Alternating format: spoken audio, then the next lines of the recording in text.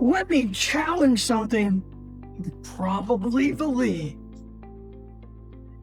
What if the reason you haven't manifested the money you want has nothing to do with your affirmations, your vision board, or your vibration?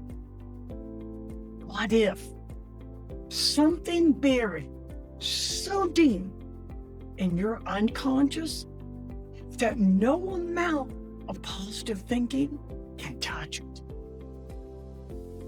Carl Jung never once mentioned the law of attraction, but what he discovered about your mind explains better than anyone why those people fail to manifest money, and exactly how to fix it.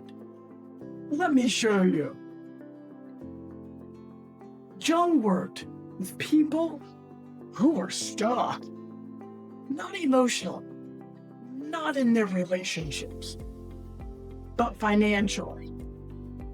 People successful in every other area of life who kept hitting the same invisible ceiling with money. And what he found wasn't about effort. It wasn't about strategy. It was about what their unconscious mind believed money would cost. Today, I'm going to give you 5 of Jung's most powerful insights about wealth. And by the end, you'll see exactly where your own block might be hiding. Insight 1. Your relationship with money is irrational. It's archetypal. Jung discovered these universal patterns in the unconscious he called archetypes. And money activates a very specific one, the archetype of power. So here's what that means for you. Your unconscious doesn't see money as numbers in a bank account. It sees it as power, danger, status, responsibility, and all the fear wrapped around those things. If somewhere deep down you learn that power leads to punishment or corruption or losing people's love, then getting money will feel like a threat. And your unconscious will quietly sabotage every opportunity that gets you close. Insight 2. Your money ceiling is living inside your shadow. Your shadow holds everything you were taught to suppress. And for a lot of us, especially anyone drawn to spirituality, ambition, and the desire for wealth, got suppressed early. Money is the root of all evil. Rich people are greedy. Wanting more is selfish. Those weren't just sayings. They were programming. And they shoved your desire for abundance straight into your shadow, where it can't be expressed, but never stops running in the background. The result? You attract money and unconsciously push it away. You make progress and then create the exact crisis that wipes it out. And that cycle repeats until you actually do the shadow work around it.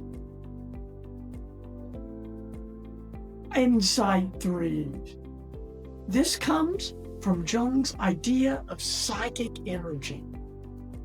He called it libido, but he meant something very different from Freud.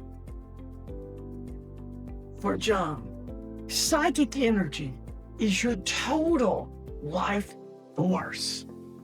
The same energy behind creativity, relationships, and yes, making money. And like all energy, it can't be destroyed. It can only be redirected. So, if you've spent your life suppressing your ambition, your drive, your desire for more, that energy didn't vanish. It went underground. And underground, it comes out sideways. Anxiety, self-sabotage, that constant low-grade dissatisfaction. The goal isn't to kill that energy. It's to reclaim it, integrate it, and point it where you actually want it to go. Insight 4. Synchronicity is the actual mechanism of manifestation. Across thousands of cases, Jung noticed something. When a person finally aligned their outer life with their inner truth, when the conscious and unconscious stop fighting each other, meaningful coincidences started to accelerate. The right person shows up at the right moment. The opportunity appears exactly when you're finally ready for it. The money comes, not because you visualized harder, but because your psyche stopped blocking the channel it flows through. The real engine behind every manifestation story you've ever heard, not magic. A unified mind finally cooperating with what you actually want. And Insight 5, the one Jung thought mattered most, and almost nobody talks about. He called it the transcendent function. Your unconscious has a natural drive toward wholeness. Through your dreams, your symptoms, your synchronicities, it's always trying to complete you, to bring what's split back into one. And Jung believed financial abundance is a natural expression of a whole psyche, not a prize you chase, a byproduct of becoming integrated.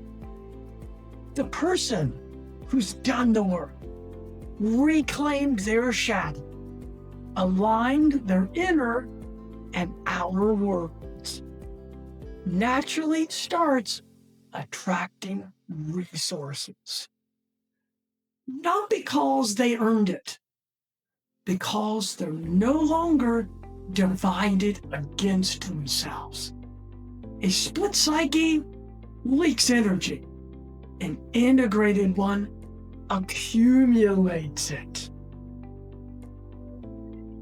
Jung never wrote a book called How to Manifest Money, but everything he discovered points to one truth.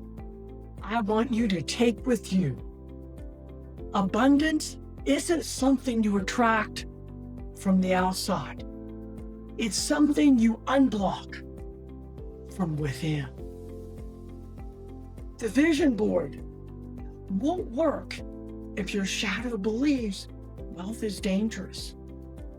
The affirmations won't land if your idea of power is soaked in fear.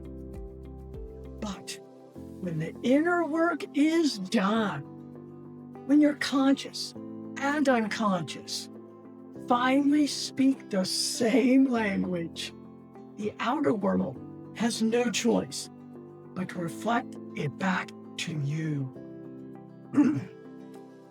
So, here's your homework.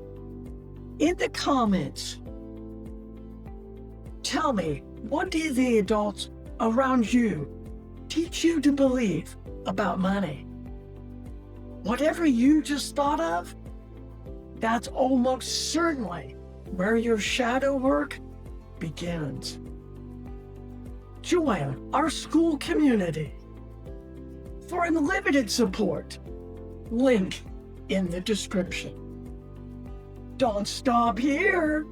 YouTube has another video waiting for you right now. See you there.